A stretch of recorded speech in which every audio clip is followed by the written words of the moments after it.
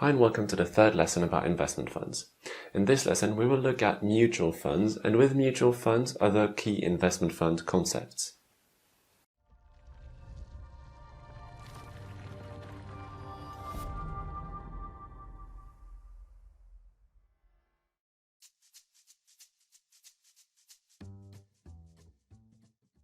In the first lesson I described a scenario where multiple people come together to buy an asset and therefore create a fund. Now that is more or less the very concept of a mutual fund, as mutual fund is something owned by multiple people. So the fund is owned by multiple people because the investors come and buy shares of the fund and also at the same time provide the capital that the fund uses to buy assets.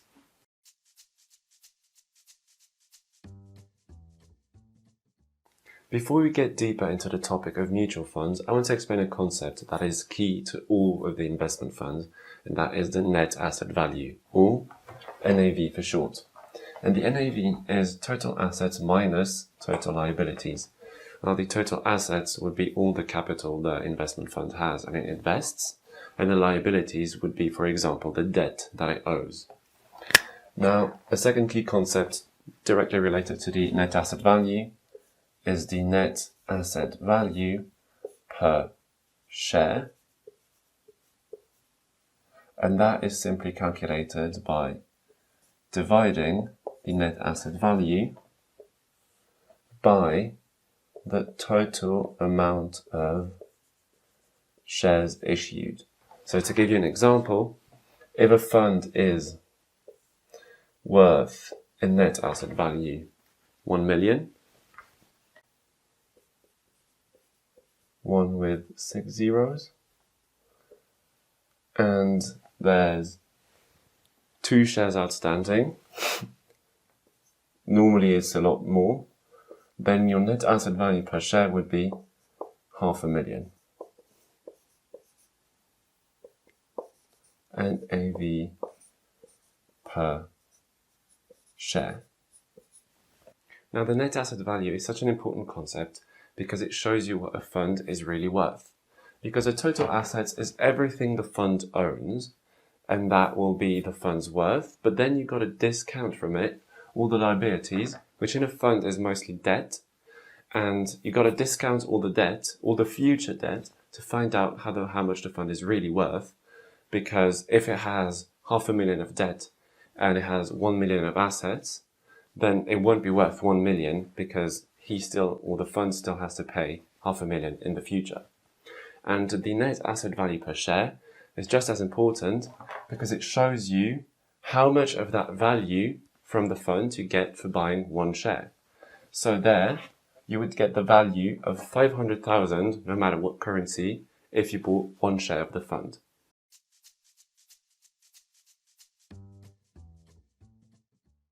Mutual funds are generally actively managed, and they have 2 big subcategories, the open-end mutual funds and the closed-end mutual funds. Open-end funds resemble more the general perception of funds. That is, you buy the share directly from the fund issuer. So, when you invest in an open-end fund, your investment will add itself directly to the net asset value of the fund. The fund will use that investment to buy more of the assets it already owns, and it will give you a share that will be equal to the percentage of the total net asset value that is your investment. Conversely, when you want to get out of the fund, you basically sell your share back to the fund.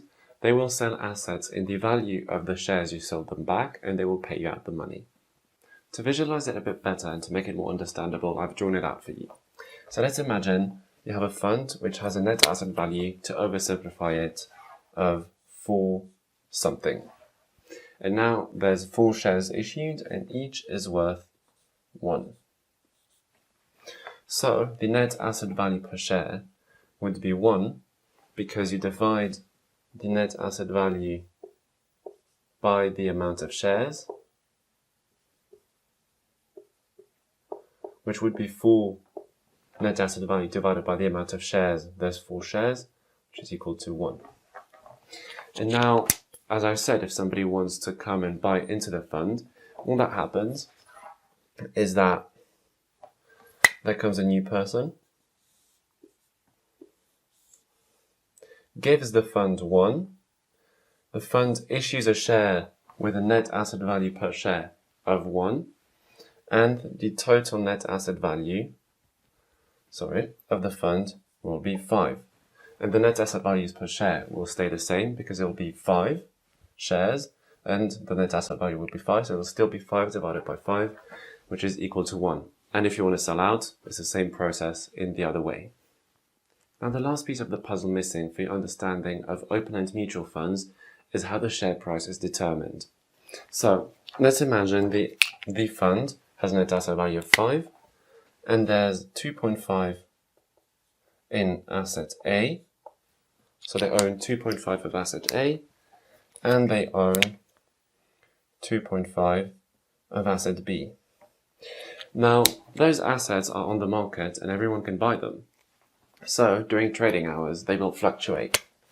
So let's just look at a graph. Sorry, not very straight, but not important. Time with 1 day. And there we've got the price. And then we look at B, who starts there, 2.5. And it goes up and down during the day. And then it ends somewhere there at 2. There. Now, asset A starts at the same point, goes up and down, a bit more up, then goes down, and then it ends at the exactly same point again, also 2.5.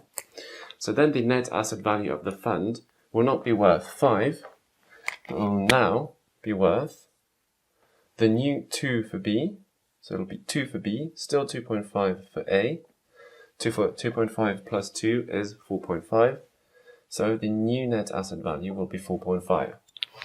And now, if we want to find out the net asset value per share, 4.5 divided by 5 shares is 0.9. So the net asset value per share, the new net asset value per share is equal to 0.9. Now, if a fund had to do that during the entire day, that would be a lot of exhausting time. But the open-end mutual funds have developed kind of a way to go against that, and that is they don't trade during trading hours. Trading hours are the hours during which an exchange is open for the buying and selling of securities. Market makers, such as investment banks, are generally only allowed to trade and quote during those hours because the exchanges close afterwards. They trade after the market closes, and so they can adapt their price to the final prices of the day when the trading hours finish. Then they can adapt their prices of their shares to the net asset value per share. So the net asset value per share will be the main and most important factor for determining the share price for open-end mutual funds.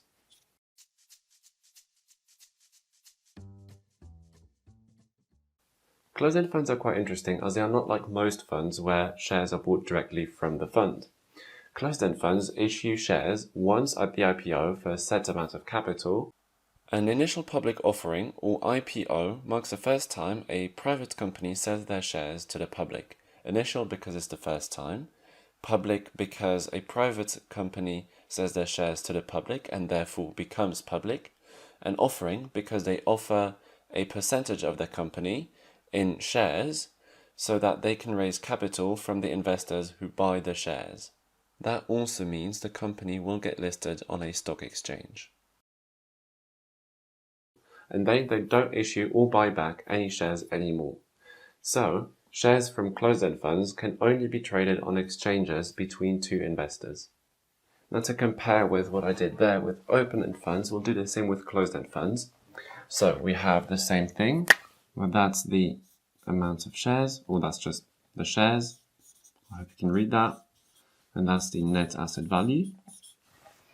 So there, if you want to buy into that fund, and that's not one of you, then you actually have to wait until one of those people who own those shares want to sell their share.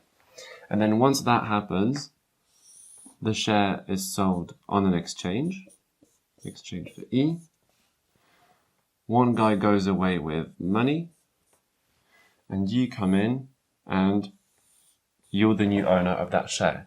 But that entire process of buying and selling shares on exchanges has absolutely no effect on the net asset value at all.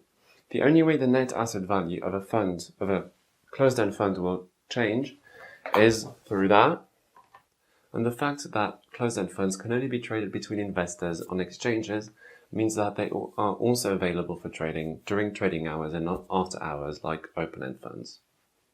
As it's not the fund determining the share price, but the markets, if you can't picture anything when you hear the term the market, or you can't imagine how it could determine a price by itself, don't panic. I'm going to make a lesson in the future that is specifically about those topics. The share price has less to do with the NAV than in the open-end funds because there are more influences such as investor biases, the overall state of the market, or just basic supply and demand. Now those biases I talked about are biases coming from investors towards a fund. Now imagining the share price is still 1, the net asset value is still 1, but the share price, SP, is 1.1, so 10% above the net asset value. That means the share price is bigger than the net asset value per share, let's just call it PS, and that means that the fund is trading at a premium. Now that could come from investor biases, as I just said, and the bias could be just that the fund manager has a great reputation, has made constant profits over the past 5 years and beaten the market, and so investors think that the NAV per share will soon be worth 1.1 or even more, so they trade it at higher than the actual net asset value per share right now because they think it'll be worth more in the future. Otherwise, imagining the share price is only worth 0.9, that would be smaller than the net asset value per share, PS, and that would be trading at a discount. And that could be because, for the same case, imagining the fund manager has had a terrible history at trading and at managing funds, even though the fund actually owns stuff that is worth 1 per share, it only trades at 0.9 because they think that the manager has made such bad decisions that the price of those things will fall in the future.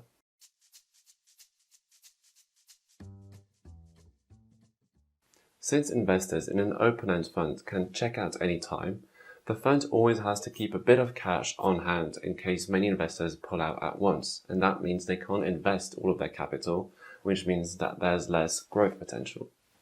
Also, during a crisis, investors might all pull out of an open-end fund, which then means that the fund not only loses in value because of the assets it owns, but it also loses in investment capital, which means that it probably can't recover anymore from the crisis. And that problem isn't there in closed-end funds because shares cannot be sold back to the fund. So fund managers for closed-end funds don't have to worry about that. And that means that the funds may last longer because they don't have those problems. However, as I said, closed-end funds trade on the market and the share price is less tightly related to the net asset value per share, which could mean that it leads to some problems due to market irrationality or due to some wrong timings or something. So that just means that when you buy an open-end fund, you can be a lot more sure that what you're buying is actually worth what you're buying than with a closed-end fund where you might be buying something at a premium for something that is not worth the premium. Or, on the other hand, you can see advantages by buying stuff at discount, but then you always have to think about why it's sold at a discount. So let's just say that with open-end funds, you're always more sure of what you're buying is actually worth what you're buying. Now for the final comparison, I think it's easier if I just blend in a table and that you pause the video if you need more time to read it.